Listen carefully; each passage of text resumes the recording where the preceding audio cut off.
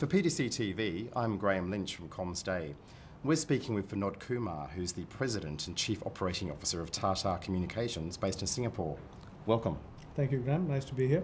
Well, Tata Communications is the grand old age of 11 months old. That's right. And of course, you formed it from a combination of VSNL, Teleglobe and Tyco Global Network. Has the integration of the business gone to plans? Absolutely. If you look back at our history, Tata Communications was launched in February of last year, as you mentioned. However, the business combination of the TGN business, which was the former Tyco assets we picked up, and then the Teleglobe business and former VSNL, all started in 2004. So we've been at it for about 3 years already, and the integration is complete, and we are one seamless global organization that is structured according to lines of business and geographies. Okay. Now, one of the major announcements that you've made subsequent to the launching of the brand of Tata Communications was a global voice strategy to migrate your legacy circuit switched voice business onto IP. Mm-hmm. How has that progressed, and how are customers responding to that offer? Okay. Tata Communications today is the world's largest wholesale voice carrier. We carry about 24 billion minutes of voice traffic across TDM and VoIP. Out of the 24 billion minutes, almost 11 billion minutes are VoIP. Teleglobe, which was the core around which the Tata Communications voice strategy was built, has a strong legacy as far as VoIP is concerned, and Teleglobe had earlier acquired ITXC, which was a leader and thought leader as far as VoIP was concerned. So leveraging that expertise and experience, as well as the investments we've made in new platforms like Sonus, the transition for us to a full-fledged VoIP network or the next generation network has gone very well.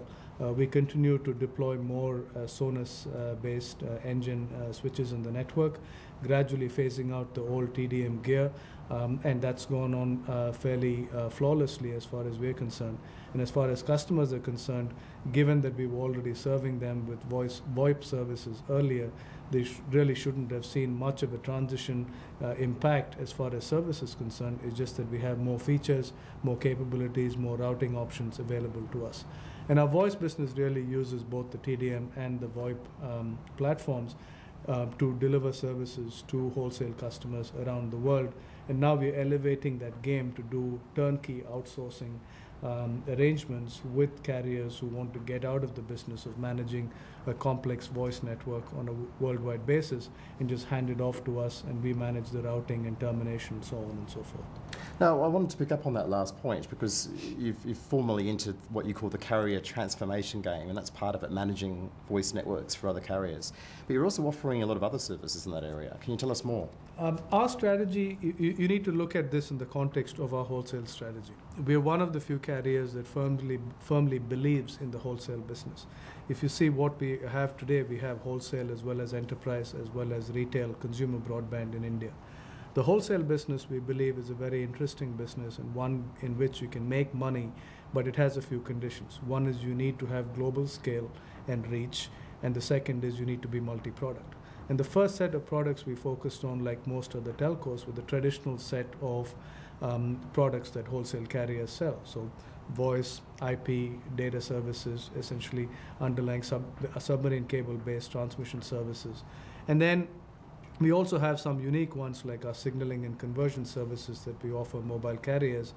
And we felt that in order to continue to build on the strength of this multi-product portfolio, we need to add the final and differentiating and fairly difficult to replicate service capability, which we call carrier transformation services.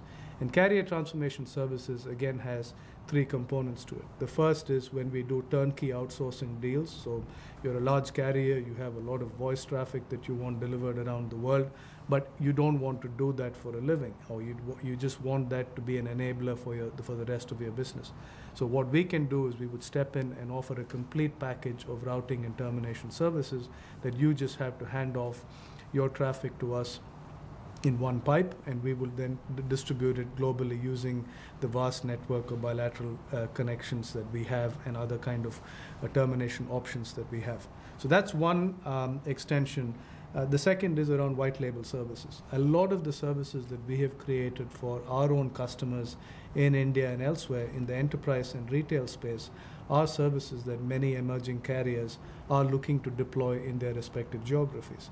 So we have been white labeling all our security services, our hosting services, our messaging services, and so on to other carriers that they will then take to their end users. And so our job is to create the platform, offer it to them, provide some basic marketing support and some training for their sales teams, and then it's taken to their respective customer bases under their brand name with no recognition of Tata Communications as far as the end customer is concerned. And the third aspect of our transformation services is related to carrier services, a whole range of operations and back office services that we believe can be done more effectively from a central location. In our case, it happens to be India, where we have both the benefits of the labor cost arbitrage, but most importantly, being a telecommunication carrier ourselves, we bring the domain expertise that then we apply so that we can, when we do, today we are offering services from network engineering to services architecture and design to also the more mundane services like provisioning and service management and customer service and so on. So to the extent that carriers are looking to outsource what they would consider non-strategic functions,